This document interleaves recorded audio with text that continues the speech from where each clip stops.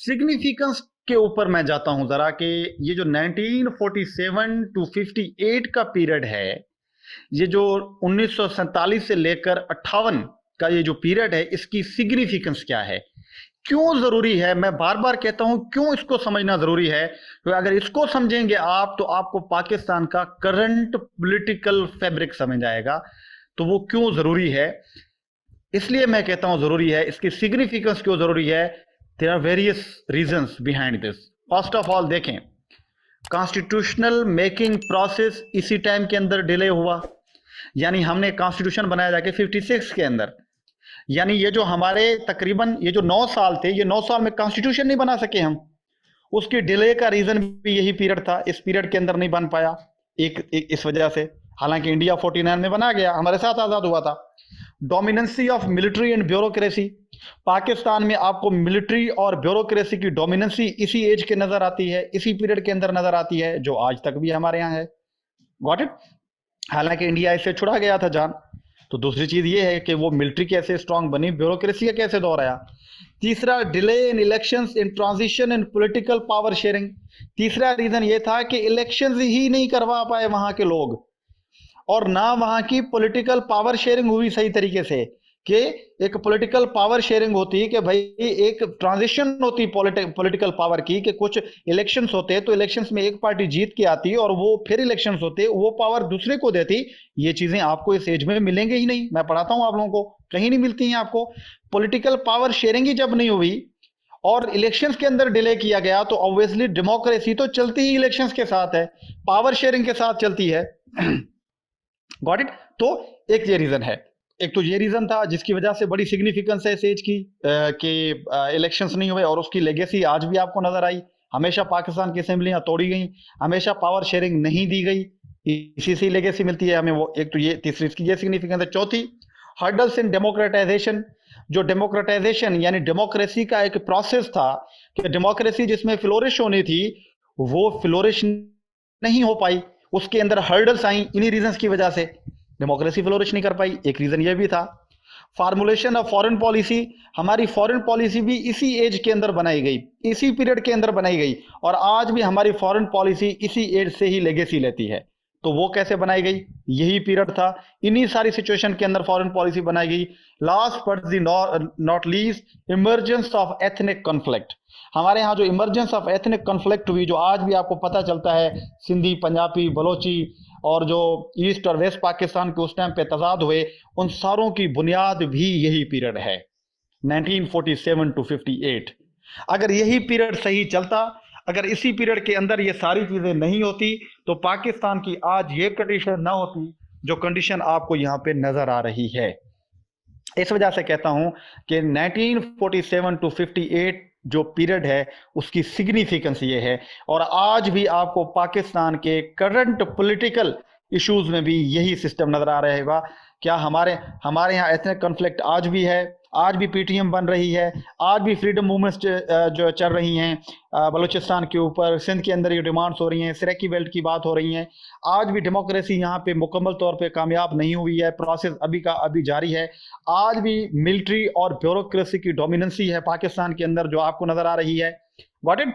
Foreign policy के अंदर आज भी इशू है हमारे। इलेक्शंस अभी जाके पावर शेयरिंग 2008 के बाद ठीक तरीके से हुई है, 2000 के बाद ठीक तरीके से हुई है, उससे पहले ये चीजें नहीं हुई थी।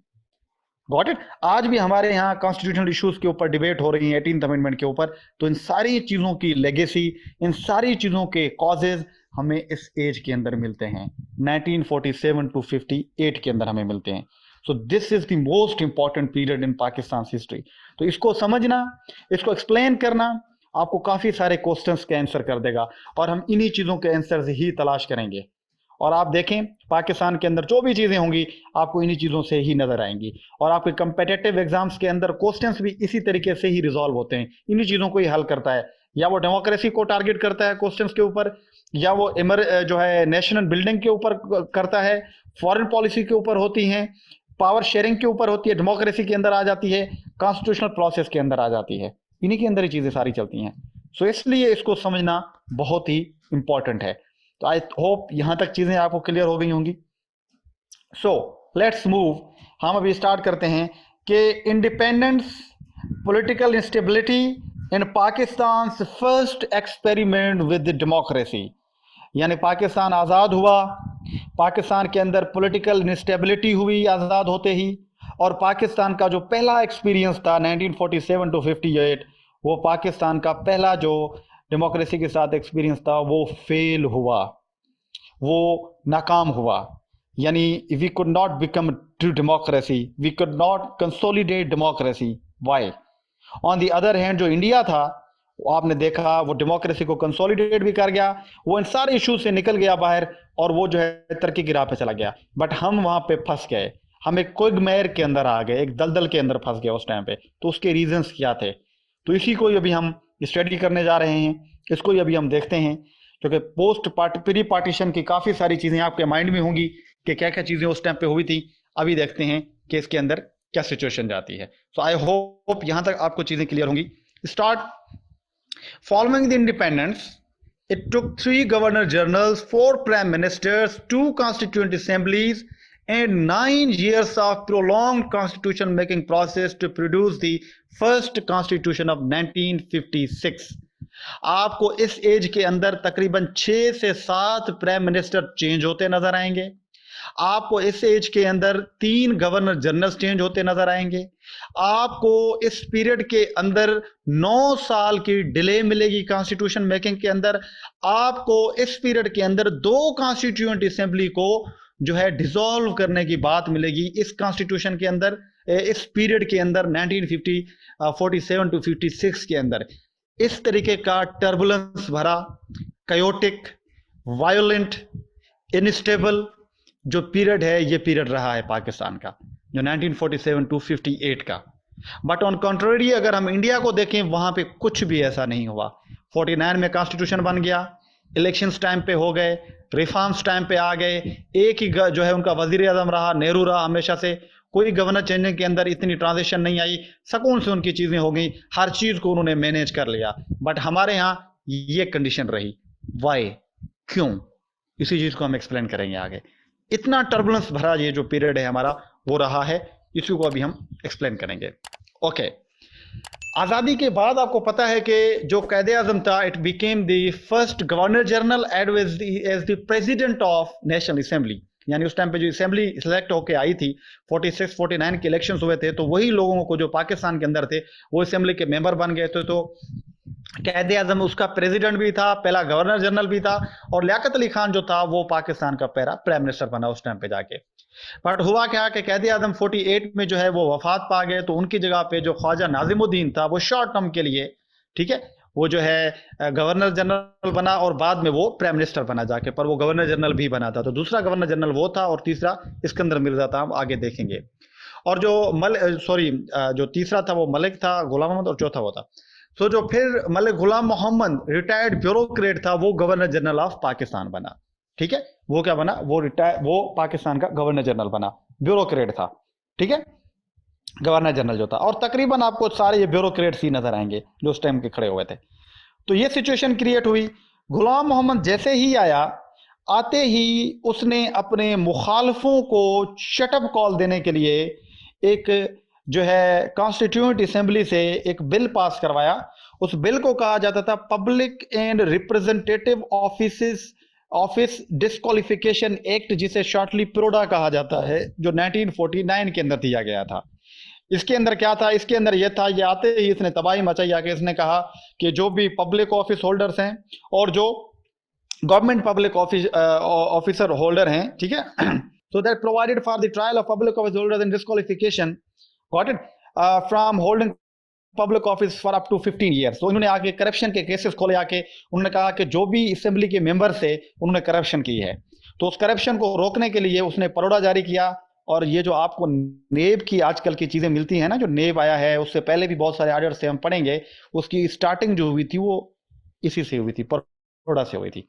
और ये गुलाम मोहम्मद ने दिया था, बज़ाहिर तौर पे दिया था कि मैं करप्शन का देखूंगा, बट इन एक्चुअल सेंस जो लोग इसके मुखालिफ थे उनके ऊपर इसने केसेस चला के उनको अपनी साइड पे लिया, जैसे नेब को आजकल यूज़ किया जाता है। तो इसकी लेगेसी भी आपको इसी एज के अंदर ही मिलेगी। और हम कल अयूब खान के अंदर पढ़ेंगे, एबडो उसने दिया इसी तरीके का ही था, नेब था, एसाब बिल था, ये सारी इसी तरीके से ही थे। गॉट इट, ये सारी चीजें। तो इसने आके प्रोडा जारी किया 49 में, एमसीक्यूज भी आ जाता है कभी कभी। और that provided for the trial of public office holders in disqualification from holding public office for up to 15 years. उन्होंने कहा कि जिसके ऊपर भी करप्शन के केस निकले 15 साल तक उसको मैं डिस्क्वालीफाई कर दिया जाएगा।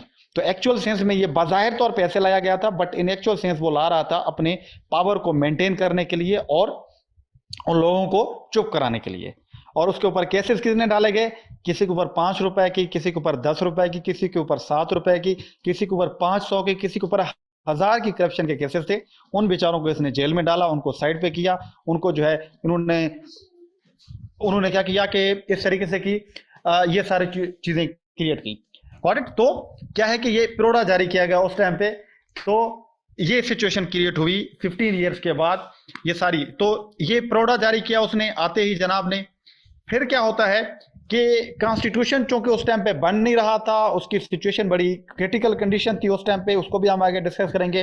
तो इसी दौर में ही ऑब्जेक्टिव रेजोल्यूशन को एज अ जो है प्रोविजनल कॉन्स्टिट्यूशन के तौर पे जारी कर दिया गया।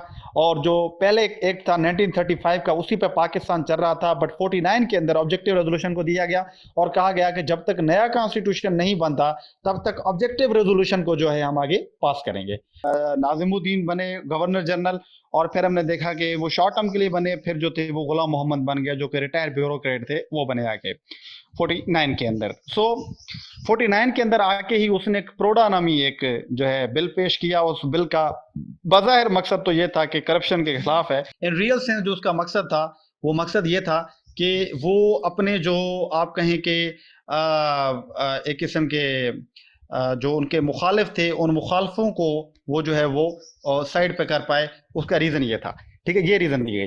बट फाइनली चूंकि सिचुएशन आगे जा रही थी तो कोई कॉन्स्टिट्यूशन नया बना नहीं था, कॉन्स्टिट्यूशन मेकिंग के प्रोसेस के अंदर ही सारी चीज़ें थी। तो उसी टाइम ही जो है एक लियाकत अली खान की सरबराही में एक 1935 का जो कॉन्स्टिट्यूशन था, उस कॉन्स्टिट्यूशन के अंदर थोड़ी अमेंडमेंट ला के 49 के अंदर एक जो है ऑब्जेक्टिव रेजोल्यूशन दी गई, जिसे कहा जाता है करारदाद मकासद। ठीक है। So it was the first major step in framing constitution, that was the passage by the constituent assembly of the objective resolution, जिसे हम कहते हैं करारदाद मकासद भी कहते हैं। 49 मार्च में ये दी गई, और जिसने बेसिक कुछ प्रिंसिपल्स थे उसने डिफाइन किए कि नई स्टेट कैसे बनेगी। वो फुल तो कॉन्स्टिट्यूशन नहीं था, बट इन शॉर्ट वे कुछ गाइडलाइंस दी गई उसके अंदर कि चलो फ्यूचर का जो कॉन्स्टिट्यूशन है, जो आयन है, वो ऐसे बनेगा। इसे कहते हैं ऑब्जेक्टिव रेजोल्यूशन। ये लियाकत अली खान के दौर में दी गई जब वो वजीर आजम थे। तो उसके मेन फीचर्स क्या थे ऑब्जेक्टिव रेजोल्यूशन के, शॉर्टली देखते हैं। उसके अंदर कहा गया कि भाई सॉवरेनिटी अल्लाह के पास होगी, Allah is the only sovereign, sovereignty अल्लाह के पास होगी, और जो पाकिस्तान के नुमाइंदे होंगे वो अल्लाह के वाइस सर्जेंट के तौर पे यहाँ पे काम करेंगे, सारी अथॉरिटी उसके पास होगी। तो डेमोक्रेसी होगी, यानी इलेक्टेड रिप्रेजेंटेशन होगी। पाकिस्तान में डेमोक्रेसी सर्वाइव करेगी, जो आगे इलेक्शंस होंगे, इलेक्टेड लोग आएंगे। उसके अंदर कहा गया कि पाकिस्तान एक फेडरल रिपब्लिक होगा, एक इस्लामिक स्टेट होगा पाकिस्तान। कहा गया कि जिसमें principle of justice, equality and tolerance होंगी, इंडिपेंडेंट जुडिशरी होगी, और जो मिनॉरिटीज़ के राइट है उनको प्रोटेक्ट किया जाएगा, और जो Muslim way of according to teachings of the Quran and Sunnah होगा, उसके मुताबिक कॉन्स्टिट्यूशन बनाया जाएगा। और पाकिस्तान का जो हेड ऑफ स्टेट होंगे या हेड ऑफ गवर्नमेंट होंगे, उनका मुसलमान होना लाजमी है, मुसलमान होना ज़रूरी है। ये ऑब्जेक्टिव रेजोल्यूशन के अंदर ये बातें कही गई। एक ब्रॉड प्रिंसिपल्स दिए गए कि आगे हम कॉन्स्टिट्यूशन ऐसे बनाएंगे, जब तक नया कॉन्स्टिट्यूशन नहीं बनता तब तक हम इसी तरीके से ही इन चीज़ों को लेके चलेंगे। ये ऑब्जेक्टिव रेजोल्यूशन हुई। बट ऑब्जेक्टिव रेजोल्यूशन के ऊपर हुआ क्या बेसिकली, कि जो मिनॉरिटीज़ मिनिस्टर्स थे उन्होंने इसके खिलाफ बहुत ही ज़्यादा एहतजाज किया और कहा कि भाई ये तो चीज़ गलत हो रही है, आप इस्लामिक कॉन्स्टिट्यूशन क्यों बना रहे हैं, आप सेकुलर कॉन्स्टिट्यूशन बनाएं। बट यहाँ पे डिवीजन आ गई, जो स्पेशली जो ईस्ट पाकिस्तान के लोग थे, जो बंगाली थे, वो अपने माइंड सेट कल्चरली तौर पे उनका सेकुलर टाइप का था। तो वो कह रहे थे नहीं, पाकिस्तान का कॉन्स्टिट्यूशन सेकुलर बनना चाहिए, ऑब्जेक्टिव रेजोल्यूशन की जो चीज़ें आपने अंदर दी हैं वो किसी काम की नहीं है, तो ये नहीं होनी चाहिए। इसके ऊपर बहुत ज़्यादा डिबेट हुई असेंबली के अंदर, कुछ लोगों ने मुखालफत की, कुछ लोगों ने इसकी हिमायत की। बट फाइनली इसको कॉन्स्टिट्यूशन के तौर पे रखा गया, और ये बाद में प्रेम्बल भी बना, जो 1973 का कॉन्स्टिट्यूशन है। आज भी हमारा जो प्रेम्बल है, जो दिबाचा जिसे कहते हैं, जिसकी स्टार्टिंग होती है कॉन्स्टिट्यूशन में, वो आज भी ऑब्जेक्टिव रेजोल्यूशन है, और जो ऑब्जेक्टिव रेजोल्यूशन के प्रिंसिपल्स थे उनको ही इसके अंदर डाला गया। However, 1947-49 Basic Principle Committee was set up, who was assigned to task the East and West Pakistan and present recommendation for future constitution. तो हुआ क्या कि कॉन्स्टिट्यूशन बनाना था। कॉन्स्टिट्यूशन पहला प्रोसेस था, क्योंकि कॉन्स्टिट्यूशन बनता तो सारी चीजें होनी थी। अगर कॉन्स्टिट्यूशन नहीं बन रहा तो पाकिस्तान के अंदर कोई भी चीज सही तरीके से नहीं चल सकती थी, क्योंकि कॉन्स्टिट्यूशन ही है जो स्टेट के इंस्टीट्यूशंस के पावर फंक्शंस को डिफाइन करता है। कॉन्स्टिट्यूशन ही है फंडामेंटल राइट्स को डिफाइन करता था। कॉन्स्टिट्यूशन ही है पॉलिटिकल प्रोसेस को डिफाइन करता था। कॉन्स्टिट्यूशनल ही है बाउंड्रीज को डिमार्केट करता था। कॉन्स्टिट्यूशन ही है जो आपको इंटरनेशनल कम्युनिटी में रिकग्निशन देना था कि ये स्टेट कैसी होगी। ये कॉन्स्टिट्यूशन की इंपॉर्टेंस होती है। तो उस टाइम पे पाकिस्तान को भी पहले कॉन्स्टिट्यूशन ही बनाना था। बट फाइनली डिसाइड क्या हुआ कि 1949 में एक बेसिक प्रिंसिपल कमेटी बनाई गई, और उस बेसिक प्रिंसिपल कमेटी के अंदर कुछ लोग लिए गए ईस्ट पाकिस्तान से भी, वेस्ट पाकिस्तान से भी, और उनको कहा गया कि भाई आपने करना क्या है, आपने रिकमेंडेशंस जोड़नी है, लोगों से मिलना है, लोगों से पूछना है, हालात देखने हैं, और आप हमें रिकमेंडेशंस देंगे, और उन रिकमेंडेशन के बेसिस के ऊपर हम क्या करेंगे, जो फ्यूचर का कॉन्स्टिट्यूशन है हम उसको सेट करेंगे।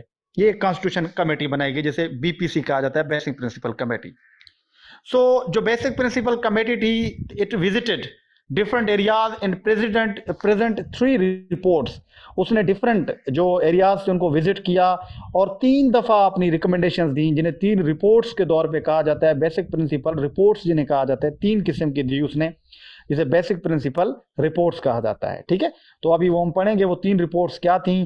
पहली दी गई, रिजेक्ट हुई, दूसरी दी गई, रिजेक्ट हुई, और तीसरी जाके पास हुई, जिसे हम बोगरा फार्मूला कहते हैं। ठीक है, तो ये कॉन्स्टिट्यूशनल प्रोसेस चल रहा है हमारे यहाँ। ठीक है, तो आई होप यहां तक आपको समझ आ गई होगी कि कॉन्स्टिट्यूशन कैसे बनने की कोशिशें हो रही थी।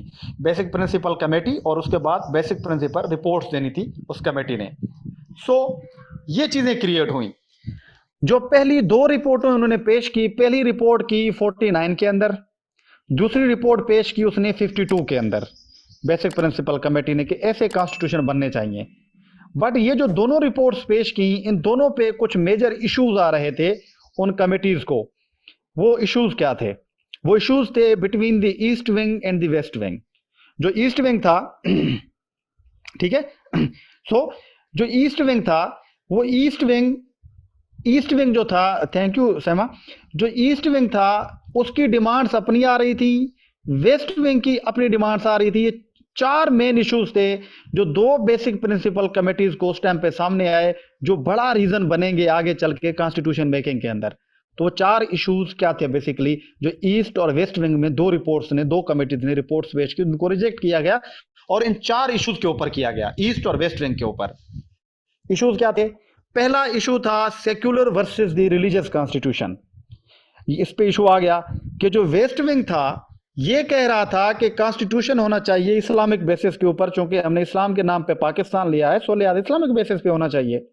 ऑन दी अदर हैंड जो ईस्ट विंग था वो कह रहा था नो, यहां पे माइनॉरिटीज भी रहती हैं, so Pakistan constitution should be secular basis, ये सेक्युलर बेसिस पे बनना चाहिए। और वो कह रहा था नहीं, इस्लामिक बेसिस पे बनना चाहिए। ये सबसे बड़ा इशू आ गया, जिसकी वजह से कॉन्स्टिट्यूशन नहीं बन पा रहा था, क्योंकि राजी हो तो बने। एक तो इशू ये आया। दूसरा इशू आया रिप्रेजेंटेशन के ऊपर, कि जो नेशनल असेंबली बनेगी या जो पार्लियामेंट बनेगी उसके ऊपर रिप्रेजेंटेशन क्या होगी। वेस्ट विंग वाले, यानी जो हमारे एरियाज हैं, ये जो एरियाज है अभी का पाकिस्तान है वेस्ट विंग, ये कह रहा था कि भाई रिप्रेजेंटेशन होनी चाहिए एरिया के बेसिस के ऊपर। किसके बेसिस के ऊपर? एरिया के बेसिस के ऊपर, यानी एरिया हमारा बड़ा है तो लिहाजा रिप्रेजेंटेशन हमारी होनी चाहिए ज्यादा। ऑन द अदर हैंड जो वेस्ट विंग था, वो ईस्ट विंग था, वो कह रहा था नो, पॉपुलेशन के बेसिस पे, पार्लियामेंट में पॉपुलेशन के बेसिस पे रिप्रेजेंटेशन होनी चाहिए, और पॉपुलेशन ईस्ट पाकिस्तान की ज्यादा थी तो लिहाजा वो डिमांड कर रहे थे कि हमारी पॉपुलेशन ज्यादा होनी चाहिए। और दुनिया की तारीख में कहीं भी ऐसे नहीं था कि एरिया के बेसिस पे कभी रिप्रेजेंटेशन हो, ये पॉपुलेशन के बेसिस पे ही होनी थी। तो ये बड़ा सबसे बड़ा इशू आ गया। दूसरा के वो कहते पॉपुलेशन, ये कहते एरिया के बेसिस पे। दूसरी ये हर्डल आई दोनों जो है विंग्स के अंदर। तीसरी प्रोविंशियल ऑटोनॉमी पे बड़ा इशू चला। वेस्ट विंग वाले कह रहे थे, यानी ये पाकिस्तान वाले कह रहे थे कि भाई सेंटर स्ट्रांग होना चाहिए, सूबे जो हैं वो वीक होने चाहिए। और इनका आर्गूमेंट क्या था? इनका आर्गूमेंट ये था कि भाई देखें पाकिस्तान को पहले बहुत सारे खतरात हैं, 48 में जंग की है हमने, इंडिया के साथ मुखालफत है, अफगानिस्तान के साथ मुखालफत है। अगर हमने सूबों को ज़्यादा पावर दे दिए तो रीज़न ये बनेगा कि फिर सूबे ज़्यादा ऑटोनमस बन गए तो वो स्टेट्स कोशिश करके इनको सीड करवा लेंगी, इनको अलहदा ना करवा लेंगे, पाकिस्तान फिर टूट ना जाए कहीं। इससे ज़्यादा सेंटर स्ट्रांग हो, हमारा सिक्योरिटी कंसर्न है कि सेंटर स्ट्रांग होना चाहिए। ऑन द अदर हैंड जो ईस्ट विंग था वो कह रहा था नहीं, सूबे ज़्यादा ऑटोनमस होने चाहिए। क्यों भाई ऑटोनमस होने चाहिए? वो इस वजह से कि भाई आप लोगों ने जो स्ट्रगल मूवमेंट थी, इंडिपेंडेंस मूवमेंट थी, उसमें आप लोग खुद ही तो कह रहे थे, मैंने आप लोगों को पढ़ाया था कि जो 14 पॉइंट्स थे कैद आज़म के, उसमें कैद आज़म ने मेन पॉइंट ये रखा था कि सूबे आज़ाद होने चाहिए, प्रोविंशियल ऑटोनॉमी होनी चाहिए। और अभी आप लोग कह रहे हैं कि नहीं, सेंटर स्ट्रांग होना चाहिए। जो मेरे स्टूडेंट पढ़े हैं प्री पार्टीशन, हमने जब कंपैरिजन किया था नेहरू रिपोर्ट का और 14 पॉइंट्स का, तो बड़ा रीज़न था ही ये कि नेहरू कह रहा था सेंटर स्ट्रांग होना चाहिए, और कैद आज़म ने उसके रिबटल में कहा कि नहीं, जो है सूबे स्ट्रांग होने चाहिए। तो जो ईस्ट पाकिस्तान के लोग थे वो उन्हीं की जबान बोल रहे थे कैद आज़म की, भाई कैद आज़म ने खुद कहा था स्ट्रगल हमारी इस बेस के ऊपर रही है, और अभी आप कहते हैं कि जो है सूबे जो है वीक होने चाहिए, सेंटर स्ट्रांग होना चाहिए। तो तीसरा इशू ये हुआ कॉन्स्टिट्यूशन मेकिंग के अंदर इशू। चौथा लैंग्वेज का था कि जो फ्यूचर कॉन्स्टिट्यूशन हो उसके ऊपर ईस्ट विंग वाले कह रहे थे कि भाई बंगाली को नेशनल लैंग्वेज करार दें। क्यों? क्योंकि बंगाली ज़्यादा पॉपुलेशन में बोली जा रही है, तो ज़्यादा जो बोली जाए लैंग्वेज उसको आप करार दें। ऑन द अदर हैंड जो वेस्ट विंग के लोग थे वो कह रहे थे नो, क्योंकि उर्दू नेशनल लैंग्वेज होनी चाहिए। क्यों? क्योंकि उर्दू हर कोई समझ लेता है, भले वो लैंग्वेज नहीं है किसी की, बट समझ हर कोई लेता है, तो इस वजह से उर्दू को नेशनल लैंग्वेज होना चाहिए, मतलब होनी चाहिए। तो ये 4 मेन इश्यूज थे, जो इश्यूज आ रहे थे कि भी फ्यूचर का कॉन्स्टिट्यूशन कैसे बने। तो उनके ऊपर ये 4 मेन जो रीजन थे, ये रीजन आ रहे थे, ये इश्यूज पेश आ रहे थे कि भाई कैसे बने। अब यही चीजें डिसाइड करेंगी पाकिस्तान के कॉन्स्टिट्यूशन को कि भाई कैसे ठीक होना चाहिए। Got it? और जो है कॉन्स्टिट्यूशन मेकिंग का प्रोसेस जो था वो लेट हो रहा था। हालांकि जो इंडिया था वो 49 में कॉन्स्टिट्यूशन बना के उसको अडॉप्ट करके उसको काम फरवरी के अंदर वो स्टार्ट कर दिया था उसने। बट हमारे यहाँ 1952 तक भी जो रिपोर्ट्स आ रही थी उसमें यही इश्यूज 4 आ रहे थे कि इनको रिजॉल्व कैसे किया जाए, ये मेन इश्यूज थे। और मेरे ख्याल में 2020 या 21 में भी क्वेश्चन आया था कि पाकिस्तान के इनिशियल कॉन्स्टिट्यूशनल प्रॉब्लम्स कौन से थे, तो ये यही थे जिसको आज हम डिस्कस कर रहे हैं अभी। Got it? सो ये सारी चीजें हुई। सो प्रोविंशियल ऑटोनॉमी के ऊपर इशू आया, और लैंग्वेज के ऊपर इशू आया, और रिप्रेजेंटेशन के ऊपर इशू आया, सेकुलर वर्सेस रिलीजियस कॉन्स्टिट्यूशन के इशू आया, और वो ईस्ट और वेस्ट विंग के अंदर आ रहा था। ये दोनों बेसिक प्रिंसिपल कमेटीज की जो 2 रिपोर्ट आई, वो दोनों रिपोर्ट्स ने इन्हीं चीजों को मेंशन किया। अभी इन्हीं पे रिजेक्शन आ रही थी, कोई रिजेक्ट कर रहा था, कोई कर रहा था बने, ये सारे इशू चल रहा था। इस इशू के अंदर क्या होता है? इस इशू के अंदर ये होता है कि लियाकत अली खान जो था 1951 में उसको असैसिनेट करके मार दिया जाता है। जो है लियाकत बाग, कौन सा बाग था ये, जो रावलपिंडी के अंदर। और ख्वाजा नाजिमुद्दीन जो हैं वो 51 में पाकिस्तान के प्राइम मिनिस्टर बन जाते हैं। ठीक है? सो गवर्नर जनरल जो थे ख्वाजा नाजिमुद्दीन, ठीक है, उसने जो है गवर्नर जनरल जो ख्वाजा नाजिमुद्दीन को वहीं पे रिमूव कर देते हैं। ये बड़ी मज़े की बात है, जो गुलाम मोहम्मद थे गवर्नर जनरल, यानी उसको रिमूव करते हैं 51 के कुछ महीनों के बाद ही। जो ख्वाजा नाजिमुद्दीन वज़ीर आज़म बने लियाकत अली खान के बाद, तो उसको जो गवर्नर जनरल था वो रिमूव कर देता है, और उसके जगह पे लाता है, वो अपॉइंट करता है मोहम्मद अली बोगरा को प्राइम मिनिस्टर पाकिस्तान का, जो कि उस टाइम पे फॉरेन मिनिस्टर था पाकिस्तान का, कहीं पे था। उसको वहाँ से बुला के उसको कहता है कि तुम वज़ीर आज़म हो अभी पाकिस्तान के। और जो ख्वाजा नाजिमुद्दीन थे उसको चंद ही अरसे के बाद गुलाम मोहम्मद ने हटा दिया। तो Mohammad Ali Bogra became the prime minister of Pakistan in 1951. So Muhammad Ali Bogra tried to formulate a new constitution and presented his famous Bogra formula in 1953 और 54 के दरमियान, जो थर्ड बेसिक प्रिंसिपल रिपोर्ट भी थी, 2 तो पहले दी जा चुकी थी, तीसरी बेसिक प्रिंसिपल रिपोर्ट दी गई मोहम्मद अली बोगरा की सरबराही में, और उसे बोगरा फार्मूला भी कहा जाता है। ठीक है? उसे बोगरा फार्मूला भी कहा जाता है। ठीक है? तो he became the prime minister, और उसने बोगरा फार्मूला दिया, मशहूर है, आपको पता होगा। तो वो मोहम्मद अली बोगरा फार्मूला क्या था बेसिकली? ठीक है, मोहम्मद अली बोगरा फार्मूला। सो मोहम्मद अली बोगरा ने ये जो फार्मूला दिया, बेसिकली ये जो 4 इश्यूज थे, उन 4 इश्यूज की जो सोल्यूशन था, रेजोल्यूशन था, बेसिकली वो था। तो आपको मिलेगा जो 4 इश्यूज आ रहे थे, उन 4 इश्यूज को इसने रिजॉल्व किया। कैसे किया? ठीक है, इसने कहा कि नया जो कॉन्स्टिट्यूशन बनाएंगे हम इसी फार्मूले के ऊपर बनाएंगे, ठीक है। तो ये 53 में जो पेश किया गया। अभी कैसा होगा, उसने कहा कि भाई बाई कैमरल लेजिस्लेचर होगी जिसके ऊपर इक्वल रिप्रेजेंटेशन होगी फ्रॉम ऑल 5 प्रोविंसेस, ठीक है, किसमें 5 प्रोविंसेस के ऊपर। उसने कहा कि भाई इक्वल रिप्रेजेंटेशन दे देंगे, ना पॉपुलेशन के बेस पे होगी रिप्रेजेंटेशन, ना होगी जो है एरिया के बेस पे रिप्रेजेंटेशन होगी, बल्कि हम इक्वल बेसिस पे रिप्रेजेंटेशन दे देंगे। यानी जितनी ईस्ट विंग की होगी इतनी ही वेस्ट विंग की होगी, तो ये हम दे देंगे। एक तो नतीजा ये निकला। दूसरा, बाई कैमरल लेजिस्लेचर होगी, यानी 2 ईवान होंगे। अपर हाउस में 50 सीटें होंगी और लोअर हाउस में 300 सीटें होंगी। 300 में 50 सीटें जो होंगी वो दी जाएंगी ईस्ट पाकिस्तान को, 150 सीटें यानी 150 सीट्स ईस्ट पाकिस्तान को, 150 सीट्स जो है वो वेस्ट पाकिस्तान को दे दी जाएंगी। लिहाजा ये इशू यहीं पे रिजॉल्व हो जाएगा। उसने कहा एक तो ये तरीका है, ठीक है। देन वो उसने पे डिवाइड किया कि 100 जो 56 सीटें हैं, मतलब ये डिवीजन थी उसकी, बराबर बराबर पे डिवीजन थी। यहाँ पे एक मजे की बात आपको बताऊं, बड़ी इंटरेस्टिंग बात है, वो ये है कि वेस्ट पाकिस्तान के लोग ये कह रहे थे कि भाई पॉपुलेशन के बेस पे नहीं होनी चाहिए रिप्रेजेंटेशन, बल्कि होनी चाहिए इक्वलिटी के बेसिस पे होनी चाहिए, या होनी चाहिए एरिया के बेसिस पे। बट बोगरा फार्मूला के अंदर क्या था, बोगरा फार्मूला के अंदर ये था कि भाई वो आगे पढ़ेंगे, 1 यूनिट जो बनाया जाता है उसके अंदर क्या करते हैं, इक्वल रिप्रेजेंटेशन होती है ईस्ट और वेस्ट विंग की। बट जो वेस्ट विंग होता है, ये जो हमारा एरिया होता है, इसके जो 3 सूबे होते हैं, उस टाइम पे बलोचिस्तान सूबा नहीं था, पंजाब सिंध जो NWSP था, फिर ये आपस में सीटें पॉपुलेशन के बेस पे डिवाइड करते हैं। यानी पंजाब को सीटें ज़्यादा मिलती हैं, सिंध को उससे कम मिलती हैं, और NWSP को उससे भी कम मिलती हैं। यानी यहाँ पे सीटें पॉपुलेशन के बेस पे हो रही हैं। जब बात आती है ईस्ट पाकिस्तान के ऊपर, उस टाइम पे कह रहे थे नहीं नहीं, उस टाइम पे इक्वलिटी के बेसिस पे होनी चाहिए या एरिया के बेसिस पे होनी चाहिए। इतनी एरिनी थी उस टाइम पे, ठीक है। ये बोगरा फार्मूला इस टाइम पे दिया गया, और उसने कहा कि जो बोथ हाउसेज होंगे उनके पास इक्वल पावर्स होंगे हर मामले के ऊपर, लोअर हाउस के ऊपर भी, अपर हाउस के ऊपर भी। और अगर कोई इशू आ जाता है तो एक जॉइंट सेशन बुलवाया जाएगा दोनों हाउसेस का, ठीक है।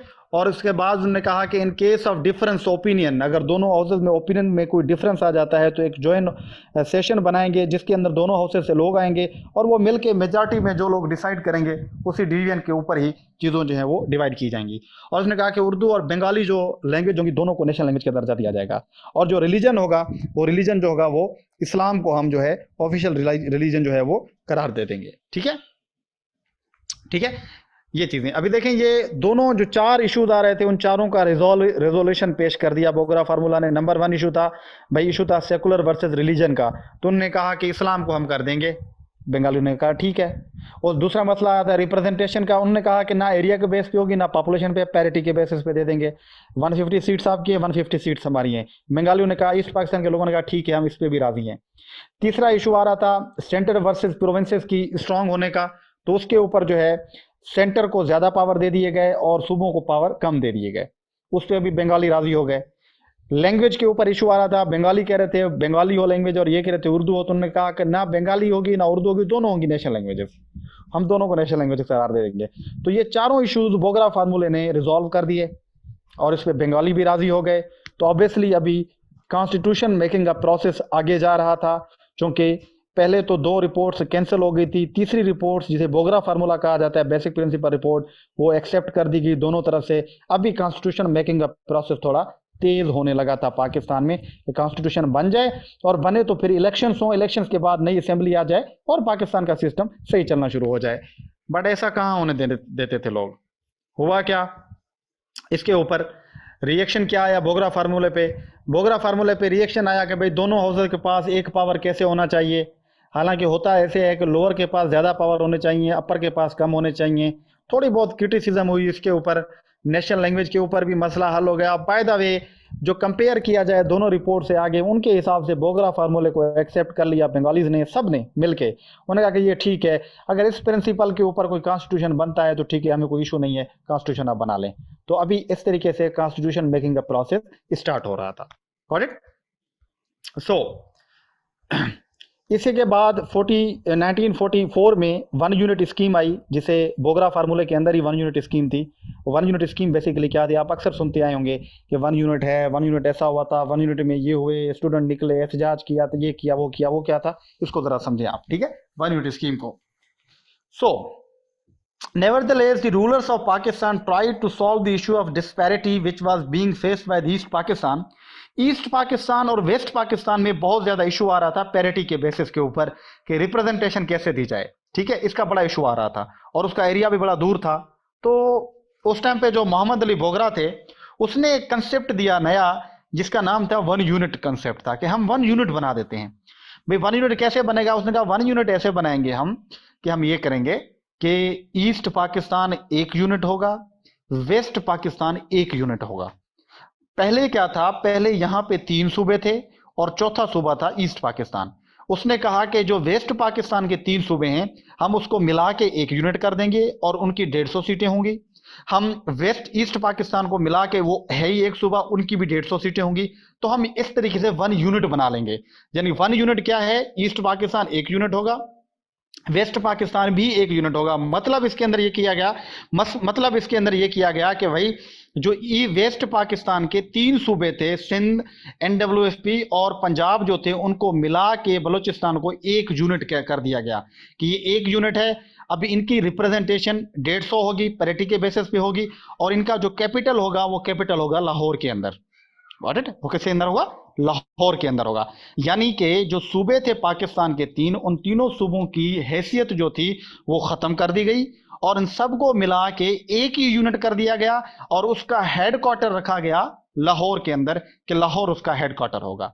Got it? ये था one unit formula, one unit scheme थी, 54 के अंदर आई गई। ठीक है, तो ये बिल था, इसको दिया गया और जो लाहौर इसको कैपिटल किया गया और जो सिंध, ये सारे सिंध ने स्पेशली इसको बहुत ज़्यादा अपोज किया था कि भाई आप पंजाब के अंदर क्यों कैपिटल रख रहे हैं? अगर रखना भी है तो आप रखें यहाँ के कराची के अंदर इसका कैपिटल, जो कि पाकिस्तान का कैपिटल भी वही था उस टाइम पे। तो ये उन्होंने कहा कि ये एक पंजाबी जो ब्यूरोक्रेसी बैठी हुई है, जो ब्यूरोक्रेसी ये सारी चीज़ें कर रही है उस टाइम पे, तो उसने मुखालफत की। NWFP ने भी बहुत ज़्यादा मुखालफत की इस चीज़ की, बड़े जानबूझ के इनको लगा दिया गया। और इसी वजह से ही हम आगे पढ़ेंगे कि जो सेंटर और प्रोविंसेस के आपस में कहें कि एथनिक जो कन्फ्लिक्ट है, अभी जो सिंधी पंजाबी वाला तजाद है, ये बेसिकली यहीं से ही जन्म ले रहा था कि यहाँ पे देखें क्लियर कट एक नाइंसाफी, एक अजीबो गरीब फिनामिना दिया गया वन यूनिट का कि भाई जो 3 सूबे आज़ाद हैसियत से रह रहे हैं, उनकी अपनी मिनिस्ट्रीज हैं, सारी चीज़ें, आप उन सबको कर्टेल करके एक ही सूबे में दे दिया और एक सूबे का हेडक्वार्टर भी पंजाब यानी लाहौर के अंदर बना दिया आप लोगों ने। तो वो उन सूबों ने इस वजह से भी मुखालफत की, उन जो है पंजाब की, ये सारी चीज़ें यहीं से हो रही हैं। तो ये वन यूनिट स्कीम थी कि 5 सूबे थे पाकिस्तान से पहले, उनको 2 यूनिट कर दिया गया, एक यूनिट ईस्ट पाकिस्तान, दूसरा वेस्ट पाकिस्तान। इसे कहते हैं वन यूनिट स्कीम कहते हैं। ठीक है, यहां पे एक बड़ा इंपॉर्टेंट केस आता है, बहुत ही इंपॉर्टेंट इशू, इसको सुने। ये कॉन्स्टिट्यूशन का मेकिंग प्रोसेस हो रही है, हर चीज पे राजी हो गए हैं लोग, अभी कह रहे हैं कि बस जल्दी से कॉन्स्टिट्यूशन बने, इलेक्शंस हों और हमारा काम निकले आगे। इलेक्शंस नहीं हो रहे अभी तक, ठीक है, और कॉन्स्टिट्यूशन मेकिंग के ऊपर काम हो रहा है, वन यूनिट भी आ रहा है। इसके बीच में गवर्नर जनरल क्या करता है? सो गवर्नर जनरल जो था गुलाम मोहम्मद था, dissolved first constitutional assembly on the grounds that it could not frame constitution for which it was set up, therefore it had lost confidence public in 1954। जनाब 54 के अंदर उसने जाके कॉन्स्टिट्यूशन को ही, कॉन्स्टिट्यूशनल असेंबली को ही उसने क्या कर दिया? उसने डिसॉल्व कर दिया। वो कॉन्स्टिट्यूशनल असेंबली जो बोगरा फार्मूला एक्सेप्ट कर चुकी थी, वन यूनिट स्कीम इसके एक्सेप्ट कर चुकी थी, जो कॉन्स्टिट्यूशन बनाने जा रही थी, उसको ही गुलाम मोहम्मद ने डिसॉल्व कर दिया। और इल्जाम क्या लगाया? इल्जाम ये लगाया कि भाई 47 से लेकर ये बैठी हुई है अभी तक, ये असेंबली अभी तक कॉन्स्टिट्यूशन नहीं बना पाई, तो लोग इस पर ट्रस्ट नहीं करते हैं, लोगों का एतमाद खो चुकी है, लिहाजा इस कॉन्स्टिट्यूशन को, इस असेंबली को डिसॉल्व कर दें। वो कॉन्स्टिट्यूशन डिसॉल्व होगी वहीं पे। अभी इसको हम देखेंगे कि क्या वाकई ही वो एतमाद खो चुकी थी या गुलाम मोहम्मद को कुछ अपना सर दर्द था, पेट दर्द था, उसको देखते हैं। It was also dissolve due to violence in relation to religious conflict हुआ, एक अहमदिया और मुसलमानों के दरमियान लाहौर में एक बड़ा इशू हुआ था, उस वजह से वायोलेंस हुआ। तो एक ये रीज़न दिया उसने, कहा कि भाई हालात ख़राब हैं, इमरजेंसी है, असेंबली डिसॉल्व करो। दूसरा ये रीज़न दिया भाई आवाम का एतमाद खो चुकी है, कॉन्स्टिट्यूशन अभी तक इसने नहीं बनाया 54 तक, इसको डिसॉल्व करो। Governor general Ghulam Mohammad declared a state of emergency dissolving elected body of constitution assembly, और यहीं पे आता है मौलवी तमीज़ुद्दीन केस जो कि बहुत ही मशहूर है। तो इसने क्या किया? इसने ये किया कि उस असेंबली को डिसॉल्व करके एक अपनी ही मिनिस्ट्री बनाई और उस मिनिस्ट्री को उसने कहा मिनिस्ट्री ऑफ द टैलेंट्स। यानी सारे ब्यूरोक्रेट उसमें लिए, उसने अपनी मिनिस्ट्री बना ली, असेंबली को डिसॉल्व करके इसने कहा कि ये मिनिस्टर ऑफ टैलेंट्स हैं भाई। तो इसने असेंबली डिसॉल्व कर दी। वो असेंबली जो कॉन्स्टिट्यूशन बनाने के प्रोसेस में थी, बनाने जा रही थी, तो उसको जाके इसने डिसॉल्व किया। और डिसॉल्व किया तो उस टाइम पे जो कॉन्स्टिट्यूंट असेंबली थी उसका जो प्रेसिडेंट था वो था मौलवी तमीजुद्दीन। तो मौलवी तमीजुद्दीन ने क्या किया कि गवर्नर जनरल के इस स्टेप के ऊपर जाके सिंध हाई कोर्ट में पटिशन दाखिल की, ये जो इसने असेंबली दायर की है, डिसॉल्व किया है, ये इलीगल असेंबली है, ये असेंबली इलीगली इसने की है। अच्छा, ये तो एक रीजन था। अब एक्चुअल रीजन था क्या बेसिकली, इसको समझें तो फिर हम मौलवी तमीजुद्दीन केस के ऊपर जाते हैं। ये केस था क्या? था ये बेसिकली कि जो उस टाइम पे गवर्नर जनरल, उस टाइम पे प्राइम मिनिस्टर थे पाकिस्तान का, मोहम्मद अली बोगरा जो था, वो बेसिकली नया कॉन्स्टिट्यूशन लाना चाहता था बोगरा फार्मूला के बाद। और उसने क्या किया, गवर्नर जनरल के पावर को वो कर्टेल करना चाहता था। वो कह रहा था कि जो नया कॉन्स्टिट्यूशन आ रहा है, इस कॉन्स्टिट्यूशन के हिसाब में जो गवर्नर जनरल के पावर्स हैं उसको हम डिसॉल्व करें। क्यों? क्योंकि मोहम्मद अली बोगरा को पता था, उससे पहले ख्वाजा नाजिमुद्दीन को अपनी मर्जी से गवर्नर जनरल ने लाया था, हटाया था। तो मोहम्मद अली बोगरा ये सोच रहा था कि कहीं ये मेरे साथ भी ऐसा ही नहीं कर ले, बजाय कि ये मेरे साथ ऐसा करे उससे पहले मैं इसके जो पावर है उसको खत्म कर दूं, उसके पावर को लिमिटेड कर दूं। और ये बात जब गवर्नर जनरल को पता चली तो उसने असेंबली ही डिसॉल्व कर दी कि ना असेंबली होगी, ना कॉन्स्टिट्यूशन बनेगा और ना मेरे पावर कम होंगे। और उसका बहाना क्या बनाया कि एतमाद खो चुकी है, वायोलेंस है, इमरजेंसी है, ये सारी चीजें कर दी। एक्चुअल रीजन यही था कि उसके पावर खत्म करने जा रहा था मोहम्मद अली बोगरा। तो इसने जैसे ही असेंबली डिसॉल्व की तो इसने अपनी मिनिस्ट्री ऑफ टैलेंट्स बनाई। बट मौलवी तमीजुद्दीन जब उस टाइम पे जो प्रेसिडेंट था, यानी स्पीकर था उस टाइम पे असेंबली का, उसने जाके केस दाखिल किया कि ये असेंबली जो मेरी डिसॉल्व की है, ये गवर्नर जनरल ने इलीगली डिसॉल्व की है। और इस केस को कहा जाता है मौलवी तमीजुद्दीन केस, जो आपको मशहूर होगा 55 के अंदर हुआ था। ये सीएसएस के अंदर भी अक्सर आता है और ये बहुत ही इंपॉर्टेंट केस है समझने के लिए, अगर आपको पाकिस्तान के आज के हालात समझने हैं तो। ठीक है, ओके। तो बेसिक फैक्ट्स क्या थे इसको जरा देख लें। मैंने पहले बताए भी हैं पर फिर भी, जो कॉन्स्टिट्यूएंट असेंबली है वो अमेंड कर रही थी section 9, 10, 10A, 10B of the government of India act 35 through the government of India amendment act 1954। 54 में वो एक नया कॉन्स्टिट्यूशन लाना चाहती थी कि भाई ये जो 1935 का एक्ट है जिस पे पाकिस्तान चल रहा था, उसमें गवर्नर जनरल के पास इनॉर्मस पावर थे। और हमने प्री पार्टीशन में मैंने इस पे डिटेल से आपको एनालिसिस बताया था कि गवर्नर जनरल्स को कितने पावर दिए गए थे 35 एक्ट के अंदर, वो सब कुछ कर सकते थे। वही पावर आजादी के बाद भी थे गवर्नर के पास। तो उन्हीं पावर्स को खत्म करने जा रहा था मोहम्मद अली बोगरा अपने नए कॉन्स्टिट्यूशन के अंदर। ठीक है, ये इशू था बेसिकली, इसके बेस के ऊपर खत्म कर दिया गया जो है कॉन्स्टिट्यूंट असेंबली को। So these amendments reduce the powers of the governor general. अगर ये अमेंडमेंट्स आ जाती तो गवर्नर जनरल के पावर रिड्यूस हो जाते। The governor general reacted and dissolve the constituent assembly on the 4 अक्टूबर 1954 के अंदर उसको इसने डिसॉल्व कर दिया जाके। ठीक है, ये बेसिक फैक्ट्स है जिसकी वजह से हुआ क्या कि मौलवी Tamizuddin was president of constituent assembly, so he challenge the proclamation of the Sindh chief court and on grounds of writ of mandamus and writ of quo warranto. उसने जो है क्या कहते हैं, सिंध हाई कोर्ट के अंदर वो चैलेंज किया जाके, जो फैसला था, जो डिसोल्यूशन थी असेंबली की, उसको चैलेंज किया जाके। उसने कहा कि भाई 2 ग्राउंड्स पे चैलेंज किया, रिट ऑफ मेंडामस और रिट ऑफ को वारंटो। ये क्या थे? रिट ऑफ मेंडामस ये थी कि the high court should restrain the respondents from giving effect to the proclamation and from interfering with the exercise of the functions as the president of the constituent assembly। उसने कहा कि भाई Sindh high court writ of mandamus जारी करे। Writ of मंडामस ये होती है कि कोर्ट जो होती है वो रोक देती है किसी भी फैसले को अमल करने के ऊपर, जैसे स्टे नहीं देते, स्टे ऑर्डर जैसे आ जाता है इस टाइप के ऊपर, उसे कहते हैं रिट ऑफ मंडामस। तो गुलाम मौलवी तमीजुद्दीन ने कहा, सिंध हाई कोर्ट से दरख्वास्त की कि सर आप रोकें इनको, कि ये जो इफेक्ट, ये जो चीज़ें जैसे मिनिस्ट्री ऑफ टैलेंट्स बनी है, जैसे मुझे निकाल दिया गया है being the president of national assembly, लोगों को ख़त्म कर दिया गया है, जो मिनिस्टर्स थे, काइंडली उनको रोकें आप कि वो उसके ऊपर अमल ना हो। उसे कहते हैं रिट ऑफ मंडामस। ठीक है, कि ये इलीगल है, उस पर अमल नहीं होना चाहिए, जो भी अमल गवर्नर जनरल ने किए हैं। एक तो इसको रोकें। दूसरी उसने की रिट ऑफ को वारंटो। ये क्या थी? To outset the ministers of the cabinet appointed by the governor general. Writ of quo warranto ये थी कि जो भी अमल हुआ है उस एक्शन के ऊपर उसको रिवोक किया जाए, खत्म किया जाए।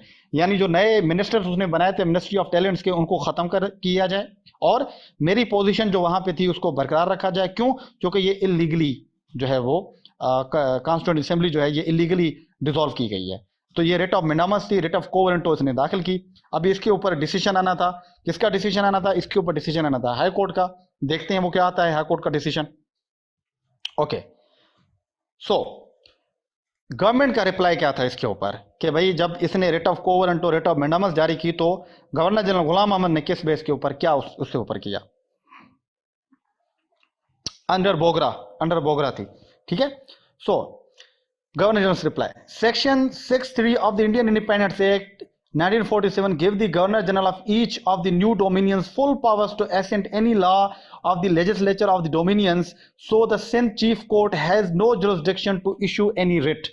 गवर्नमेंट ने ये प्ली ली मौलवी तमीजुद्दीन केस के ऊपर। उन्होंने कहा कि भाई देखें, कॉन्स्टिट्यूशन गवर्नर जनरल को फुली पावर देता है कि वो किसी भी बिल को पास करे, किसी भी बिल को रिजेक्ट करे, कभी भी कॉन्स्टिट्यूंट असेंबली डिसॉल्व करे, कभी भी कॉन्स्टिट्यूंट असेंबली को पास करे।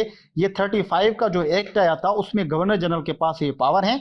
और हमारा जो कि नया कॉन्स्टिट्यूशन नहीं बना तो अभी ये गवर्नर जनरल के पास पावर ये रहते हैं। ये हमें पावर उस टाइम के ब्रिटिश के तौर के तरफ में हमें दिए गए थे। ये रिप्लाई लिया, yes veto power, very good, इसे वीटो पावर हम कह सकते हैं। तो ये क्या है कि हमारे पास जुरिसडिक्शन है कि मैं इसको वीटो कर सकता हूं किसी भी बिल को, कि मेरे पास जो आया मैं उसको एक्सेप्ट करूं या ना करूं, मेरी मर्जी है। अगर वो ऐसा करता था तो जो असेंबली उसके पावर खत्म कर रही थी उसके लिए बिल भी तो गवर्नर जनरल के पास जाना था ना। गवर्नर जनरल तो उसको रिजेक्ट कर देता आराम से। ठीक है, तो इसने ये प्ली ली, गवर्नमेंट ने ये प्ली ली कि भाई हमारे पास ये पावर है। सिचुएशन क्या थी ऑन ग्राउंड्स के ऊपर, जरा इसको देखते हैं क्या असल में हो क्या रहा था। हो ये रहा था बेसिकली कि जो 35 का एक्ट था वो एक्ट दे तो दिया गया था, वो एक्ट दे तो दिया गया था, बस वो एक्ट दे तो दिया गया था, बस उस एक्ट के अंदर क्या था, उस एक्ट के अंदर ये चीजें थी, उस एक्ट के अंदर ये चीजें थी कि कभी भी जो भी बिल हुए थे अभी तक, उन बिल के लिए कोई भी बिल जो था वो गवर्नर जनरल के पास जाता ही नहीं था। यानी 47 to 55 के दरमियान जो भी बिल असेंबली पास करती थी वो बिल गवर्नर जनरल के पास नहीं जाते थे। वो गवर्नर जनरल के पास ये रूल ही नहीं था उस टाइम पे जाने का कि वहां का प्राइम मिनिस्टर उसको एक्सेप्ट कर लेता था। और एक्सेप्टेंस के दौर क्या होता था कि वो सारी चीजें उसी टाइम हो जाती थी। यानी कि गवर्नर जनरल के वो पावर उस टाइम पे एक्सरसाइज हो ही नहीं रहे थे जो 35 के एक्ट के अंदर दिए गए थे। तो इस चीज को मद्देनजर रखते हुए इन्होंने असेंबली में बिल पास किया। उन्होंने गवर्नर जनरल के पास भेजने की जरूरत ही नहीं है, असेंबली पास कर लेगी तो बात खत्म हो जाएगी। बट गवर्नर जनरल ने कहा कि नहीं, मेरे पास तो पावर है, यूज भले नहीं की है मैंने बट मेरे पास पावर तो है इस चीज के, सो लिहाजा मैं ये पावर यूज कर सकता हूं। तो हुआ क्या कि governor general was not having power to dismiss the assembly and to issue emergency power ordinance in 1955 under government of India act जो था उसके मुताबिक जो है वो ये बिल जो है जो गवर्नर जनरल है उसको वो इमरजेंसी जो है एक्ट नहीं कर सकता था। ये बात प्ली ली गवर्नमेंट की तरफ से कि भाई देखें ये पहले कोई उसने ऐसा अमल किया नहीं है और अभी भी वो नहीं कर सकता। इस वजह से रिट ऑफ को वारंटो और रिट ऑफ जो मैंडामस है इसको अमल में लाया जाए और इसको खत्म किया जाए। अभी क्या होता है कि under the Indian independence act governor general was bound to give assent laws made by the constitution assembly in the new constitution. उसने कहा कि भाई सीधी बात है, बात यह है एक्चुअली कि गवर्नर जनरल के पास ये पावर है ही नहीं कि वो कॉन्स्टिट्यूएंट असेंबली के बनाए हुए बिल को रिजेक्ट करे। ये सपोज टू एसेंट वो देगा। ये मौलवी तमीजुद्दीन ने अपनी ग्राउंड्स के ऊपर ये बातें कही। ये दोनों के आर्ग्यूमेंट्स थे चले, उसने कहा कि मेरे पास पावर है, इसने कहा कि इसके पास पावर नहीं है। तो नतीजे तौर अभी देखेंगे कि सिंध हाई कोर्ट के जो चीफ थे उसकी डिसीजन क्या था। डिसीजन ये आया कि सिंध चीफ कोर्ट ने डिसाइड किया इन फेवर ऑफ मौलवी तमीजुद्दीन और कहा कि मौलवी तमीजुद्दीन के हक में सिंध चीफ कोर्ट ने बयान दिया। उन्होंने कहा ठीक है, गवर्नर जनरल के पास ये पावर नहीं है कि वो असेंबली को आकर डिसॉल्व करे। नो, ये पहले अमल हुआ ही नहीं है इस चीज़ के ऊपर, सो लिहाजा असेंबली सॉवरन है, असेंबली अथॉरिटी है, असेंबली को जैसे बिल बनाने हैं वो बना सकती है, गवर्नर जनरल के पास ये पावर नहीं है। तो इस तरीके से क्या हुआ कि इस तरीके से जो सिंध चीफ कोर्ट था, सिंध हाई कोर्ट था, उसने मौलवी तमीजुद्दीन के हक में फैसला दे दिया और उसने मौलवी जो है गवर्नर जनरल के खिलाफ फैसला दे दिया। अभी क्या हुआ, अभी ये हुआ कि गवर्नमेंट ने अपील की, जो फेडरेशन गवर्नमेंट थी यानी गुलाम मोहम्मद ने अपील की फेडरल कोर्ट के अंदर, सुप्रीम कोर्ट के अंदर अपील की, और उस जो बेंच थी उसको जस्टिस मुनीर जो थे वो हेड कर रहे थे, चीफ जस्टिस थे उस टाइम पे। बट अगेन उसी हाई कोर्ट ने, जो सुप्रीम कोर्ट था, उसने फिर गुलाम मोहम्मद के हक में फैसला दे दिया 21 मार्च 1955 के अंदर। तो वो क्या था, फेडरल कोर्ट का डिसीजन। फेडरल कोर्ट ने कहा कि भाई देखें, इट क्लियरली सेड कि देखें, federal court did not go into the question that whether constitution were rightly dissolved और नॉट। फेडरल कोर्ट इसके ऊपर गई नहीं, सुप्रीम कोर्ट के ये असेंबली सही हुई या गलत हुई, उसने कहा कि नहीं, इस क्वेश्चन को छोड़ें। हुआ क्या कि it held that इनएक्टमेंट्स of the constituent assembly in any capacity of ledger account body required the ascent of the governor general. उसने कहा कि भाई असेंबली सही डिसॉल्व हुई है, गलत हुई है, ये क्वेश्चन नहीं है। क्वेश्चन ये है कि जब भी कॉन्स्टिट्यूएंट असेंबली कभी भी कोई बिल बनाएगी तो गवर्नर जनरल से उसकी मंजूरी लेना लाजमी है। कि सुप्रीम कोर्ट ने डिसीजन दे दिया और ये डिसीजन गया गवर्नर जनरल के हक में। तो गवर्नर जनरल ने जो असेंबली डिसॉल्व की थी वो इन अदर सेंस क्या हो गई, वो इन अदर सेंस सही साबित हो गई, उसको राइटफुल करार दिया उसने कि सुप्रीम कोर्ट और गवर्नर जनरल जो है उसको कर सकता है। तो टोटल जो थे 5 जजेस थे, 5 जजेस में 4 ने इस फैसले के हक में दिया, और एक जजेस था जिसे कहते हैं जस्टिस कॉलिनियस कहते हैं, आपने सुना होगा, AR कॉलिनियस कहते हैं जस्टिस। सिर्फ वो एक बंदा था जिसने मुखालफत की थी, उसने डिसेंडिंग नोट लिखा था मौलवी तमीजुद्दीन केस के ऊपर। उसने कहा कि भाई देखें, पाकिस्तान अभी आज़ाद हो चुका है, ये जो बिल था 1935 का एक्ट था, ये डोमिनियन का था, ये तो ब्रिटिश के दौर में था। अभी चूंकि पाकिस्तान एक आज़ाद सॉवरन बन चुका है, लिहाजा अभी गवर्नर जनरल के पास वो पावर नहीं है कि वो यूज़ करे। अभी कॉन्स्टिट्यूशनल जो असेंबली है वही सॉवरन है, उसी के पास सारे पावर हैं। उसने सिर्फ मुखालफत की, जस्टिस मुनीर ने हिमायत की गवर्नर जनरल की, और वो जो असेंबली डिसॉल्व हुई उस असेंबली को उसने सही साबित कर दिया। ये केस एक बहुत ही टर्निंग पॉइंट था पाकिस्तान की हिस्ट्री के अंदर, जिसके आगे भी हमें इम्पैक्ट नजर आएंगे, जिनको पढ़ेंगे, जिसके आज तक भी हैं। अभी जुडिशरी जाके एमेंसिपेट हुई है इन सारी चीज़ों से। बेसिकली ये चल रही थी कि कैसे कॉन्स्टिट्यूशन मेकिंग हो रही थी, और उस कॉन्स्टिट्यूशन मेकिंग के अंदर एक बड़ा हॉल्ट आया जब नेशनल असेंबली को ही डिसॉल्व कर दिया गवर्नर जनरल गुलाम मोहम्मद ने 3 ग्राउंड्स के ऊपर कि ये असेंबली एतमाद खो बैठी है, इमरजेंसी की सिचुएशन है। और हालांकि जो एक्चुअल मसला था वो ये था कि असेंबली उसके पावर को कम करने जा रही थी, और उसी के ऊपर मौलवी तमीजुद्दीन ने केस किया और सिंध हाई कोर्ट ने उसकी फेवर में केस दिया। बल्कि सुप्रीम कोर्ट ने दोबारा जो है वो गवर्नर जनरल गुलाम मोहम्मद की जो है हक में फैसला दे दिया, और इसी तरीके से जो असेंबली को उसने डिसॉल्व किया था वो असेंबली वैलिड बन गई, वो एक कॉन्स्टिट्यूशनल प्रेसिडेंट बन गया। तो अभी हम देखेंगे कि इस केस के इम्प्लीकेशंस क्या हुए जो कि आज तक आपको मिलते हैं। सबसे बड़ा केस का इम्प्लीकेशन ये था कि इसने इंस्टीट्यूशनल कैपेसिटी जो थी पाकिस्तान को उसने वीक किया, जो इंस्टीट्यूशनल कैपेसिटी जारी हो रही थी पाकिस्तान की आज़ादी के दरमियान ही।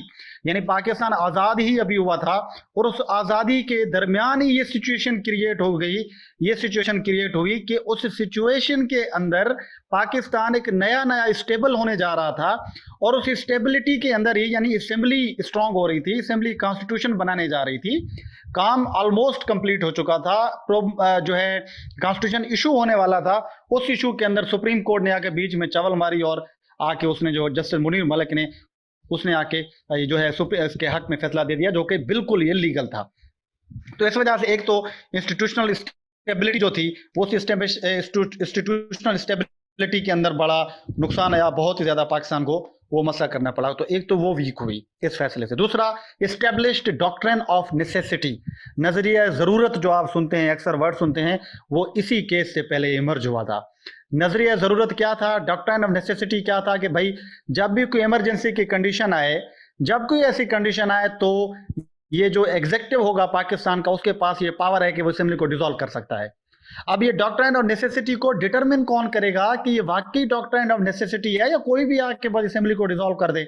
और ऐसे ही हुआ, और हमने देखा, और ऐसे ही हुआ, और इसी तरीके से ही सारी चीजें हुई। आपने देखा कि कैसे जो है अयूब खान आके करते हैं अपनी चीजें आगे, सारी आप ऐसे देखेंगे। आप इसके अंदर आएंगे, आप इसके अंदर देखेंगे, आप देखेंगे कि किस तरीके से जो है वो जो आने वाली इंस्टीट्यूशंस हैं उस इंस्टीट्यूशंस ने किस तरीके से जो है इन सारी चीज़ों को इसी केस ने जो है वो ये सारी चीज़ें की। सो ये डॉक्ट्रिन ऑफ नेसेसिटी का जो नजरिया था, ये नजरिया भी इसी से ही जन्म लिया, यानी कि असेंबली को जब मर्जी चाहे आप जो है वो डिसॉल्व कर दो आके। ये कॉन्स्टिट्यूशनल जो एसेंट थी उसको मिल गई इस टाइम से।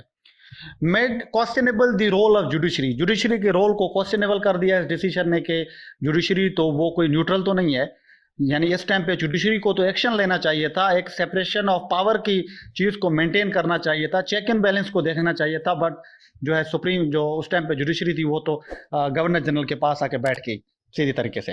तो ये सबसे बड़ा एक इशू हुआ इस टाइम के अंदर। दूसरा, established president to dissolve assembly which remained in the following years. मैंने पहले बताया डॉक्ट्रिन ऑफ नेसेसिटी में एग्जीक्यूटिव को ये पावर दे दी है इस फैसले ने कि भाई आपको जब जरूरत पड़े इमरजेंसी का नाम लगा के कॉन्स्टिट्यूशन असेंबली को आप डिसॉल्व कर दो आके। तो ये बाद में इस प्रेसिडेंट को फॉलो किया गया और ये तकरीबन 1999 तक ऐसे फॉलो किया गया है। जो भी असेंबलीज पहले आई हैं हम आगे पढ़ेंगे उसके अंदर यही सिचुएशन रही है सारों के अंदर। So it created such mess in the nascent stage of Pakistan इस केस ने, मौलवी तमीजुद्दीन केस ने।